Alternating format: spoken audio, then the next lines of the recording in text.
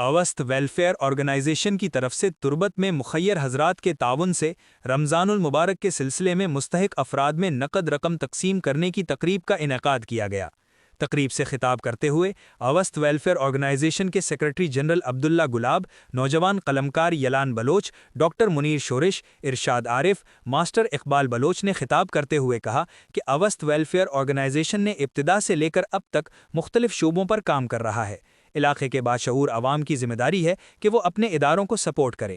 فلاحی اداروں کا قیام ایک خوش آئند عمل ہے، مگر ان اداروں کو مستقل طور پر قائم رکھنا ایک جد مسلسل ہے۔ اس کے لیے قومی سطح پر سب کو اداروں کو اپنا سمجھ کر ان کے ساتھ تعاون کرنا ہوگا۔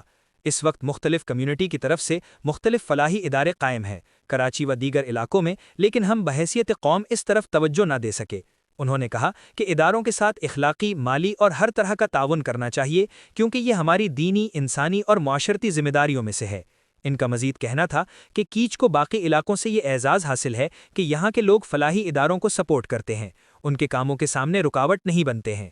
پروگرام کے آخر میں اوسط ویلفیئر آرگنائزیشن کے بورڈ ممبر حاجی فہد رند کی طرف سے مستحقین میں نقد رقم تقسیم کی گئی۔ پروگرام میں مختلف مکاتب فکر کے لوگوں نے کثیر تعداد میں شرکت کیا۔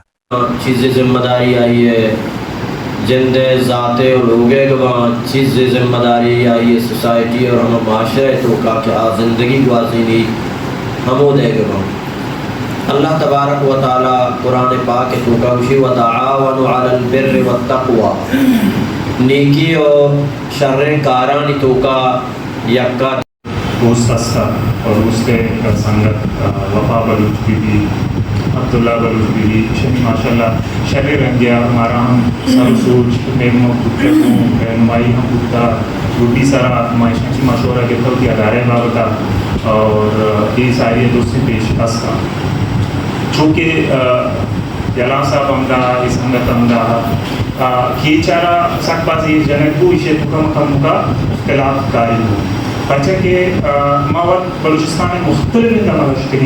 تازہ ترین خبروں اور تبصروں کے لیے voice of Makran YouTube channel, Facebook page اور واٹس ایپ چینل کو فالو اور سبسکرائب کیجیے۔